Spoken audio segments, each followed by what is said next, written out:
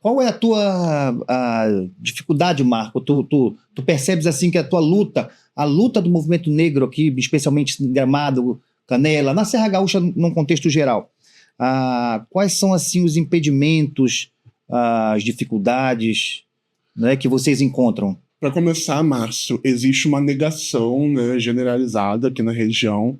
Não é uma coisa que eu vou dizer somente local, mas aqui é muito forte. As pessoas tendem a negar que exista o racismo, embora existam evidências, né, claras sobre o assunto aqui, mas as pessoas realmente negam, e também existe uma cultura de apagamento, né, no que tange a cultura afro-brasileira na região. O que eu digo isso porque quando vim aqui para o Rio Grande do Sul, por exemplo, eu não vi, né, não é visto às claras nada sobre a história dos porombos, né, não tem nenhum monumento, né, à memória afro-brasileira aqui na região, e a gente sabe que o nosso país é altamente miscigenado e que a maioria, né, da população brasileira é negra, então é impossível que quaisquer estado brasileiro não tenha nenhum resquício da memória dos nossos antepassados que foram escravizados e trazidos para cá. Então, a começar por aí. Há quantos anos, Marco, essa luta aqui na Serra? Tu chegaste de onde? Eu vim do Rio de Janeiro, né? O meu histórico no movimento social é no Rio de Janeiro. Eu já fui conselheiro estadual para políticas públicas LGBTs pelo estado do Rio. Também já fui militante assíduo da Educafro RJ, cujo, né, me deu uma boa base aí do que diz respeito a políticas públicas raciais, porque a Educafro faz um trabalho muito bonito que é inserir, né, os negros no nível superior de ensino, e junto a isso também existe, né, uma cartilha de letramento racial que é ministrada pela instituição, né, para todos os militantes. Então, ali eu tive uma base muito enriquecedora, né, que me preparou, me calçou, né, para continuar na militância. Então, eu vim de lá para cá, já com uma base, já com um histórico, né, nessa luta, e realmente me assustei com a realidade local. Eu esperava que fosse, né, diferente, é óbvio, é um estado completamente diferente daquele qual eu nasci, cresci, mas eu não esperava que o apagamento fosse tão forte. E, infelizmente, é. Eu queria deixar à vontade as doutoras, ouviu, professoras?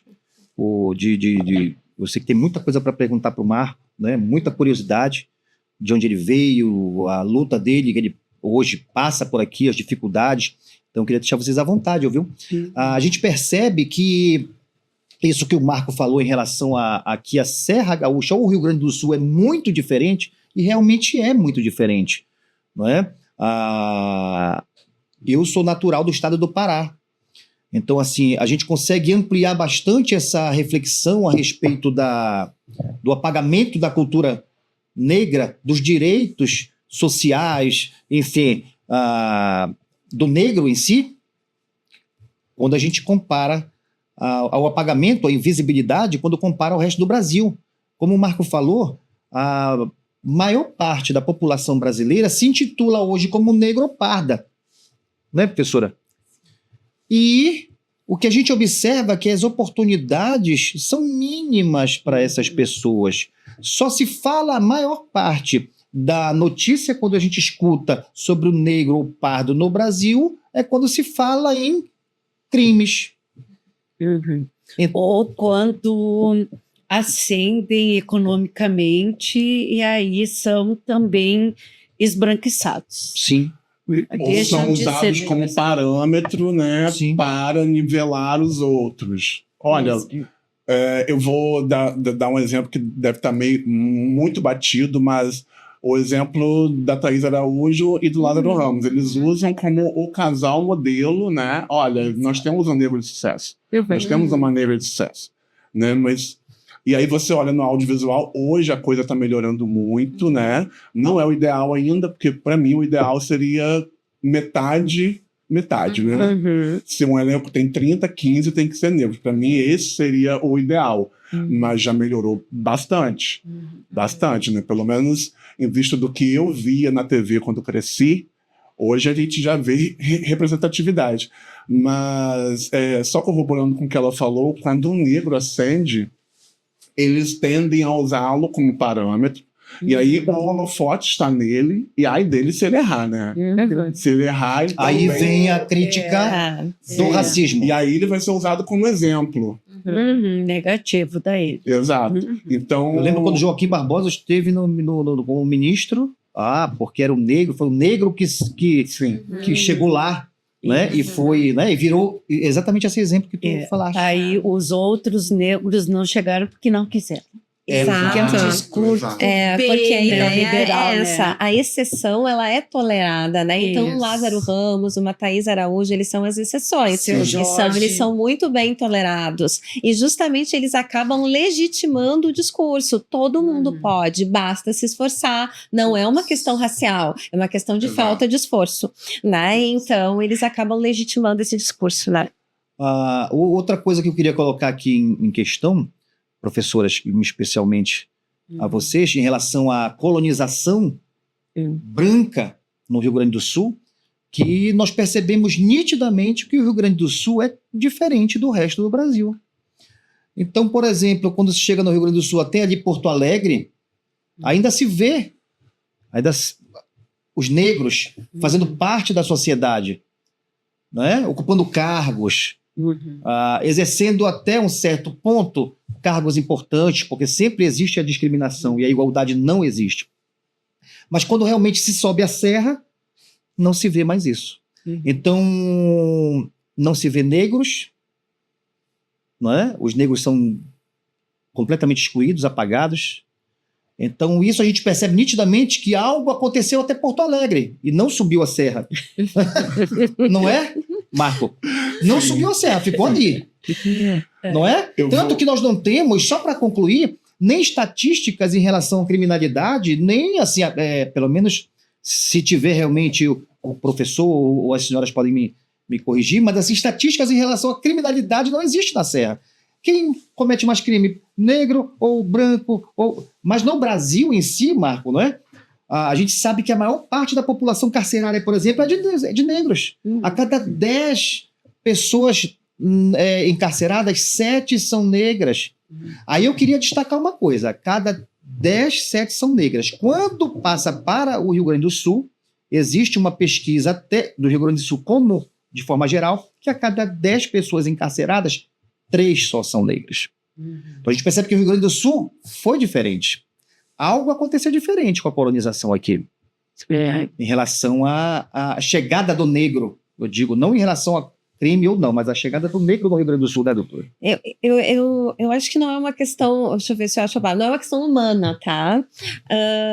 Não acho que em Porto Alegre também seja tão melhor assim, porque a gente tem no Rio Grande do Sul uma questão bem interessante, e uma vez eu ouvi isso de uma pessoa do movimento negro do Rio de Janeiro, assim, né? O Rio Grande do Sul, ele guetifica muito os brancos com as suas famílias brancas, com seus amigos brancos, nas suas festas de brancos, e os negros nos seus espaços, né? É muito definido isso no Rio Grande do Sul, tá? Muito pouca relação interétnica, assim, né? Isso está muito dado. Mas se a gente for pensar na Serra Gaúcha, o que eu percebo é bem uma questão de discurso mesmo, é uma questão de narrativa. Você fala tanto e tantas vezes sobre os alemães e sobre os italianos, e você fala tanto que você silencia as pessoas a ponto de não enxergá-las mais. Não é que elas não existam ou que elas sejam minoria. Sim. Certamente não são minoria, mas elas são invisibilizadas por uma narrativa massacrante da imigração italiana ou alemã, dependendo, ou as duas, dependendo a região. É tudo muito comemorativo, é tudo muito decorado, né? Se a gente olhar Gramado, né? Uma cidade quase um cenário, né? Assim, assim, onde você tem aquela narrativa estrutural, arquitetônica, culinária, né? Tudo ali vai te conduzindo a uma ideia. Estou na Europa e aqui todo mundo é branco. Então, é muito mais uma questão de narrativa, né, de rememorar exaustivamente a história da imigração, da colonização, do que propriamente uma questão das pessoas que estão nesse lugar e quem são elas etnicamente falando.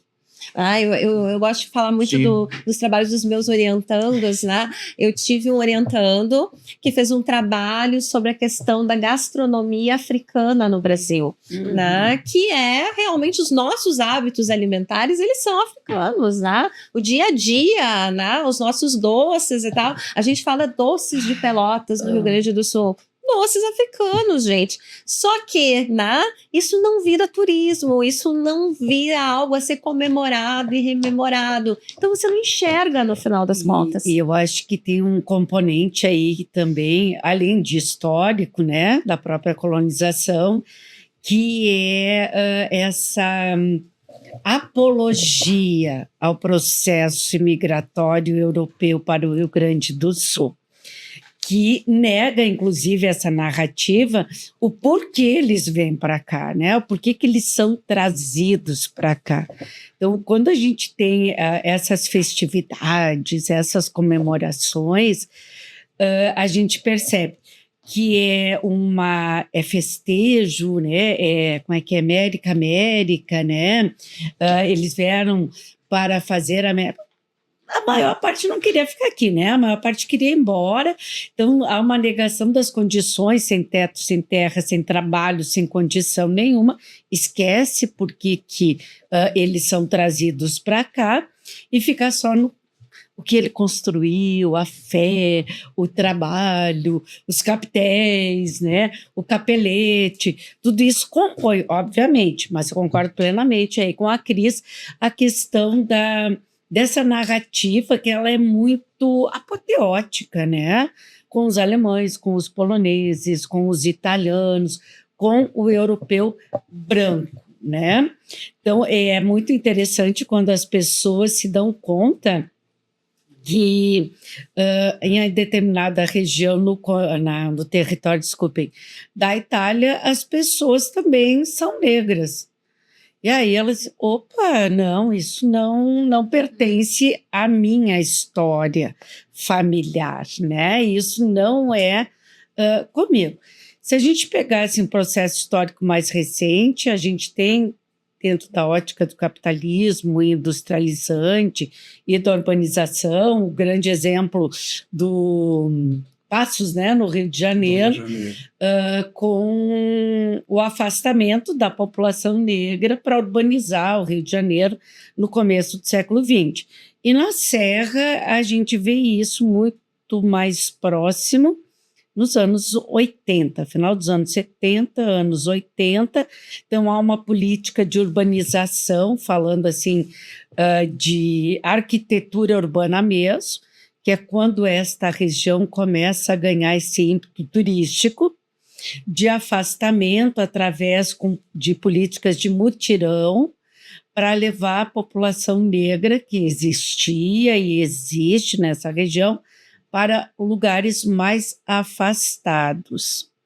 Eu vou dar um exemplo assim muito, muito particular da minha cidade, né? A população negra era conhecida como Rafa.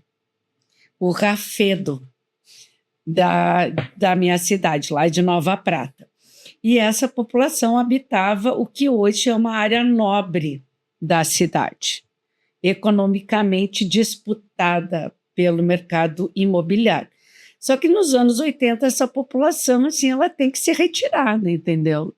O Rafedo vai ser levado lá para uma comunidade bem distante, que não tinha estrada e que até o final dos anos 90 não tinha energia elétrica, que são as políticas urbanas que continuam acontecendo.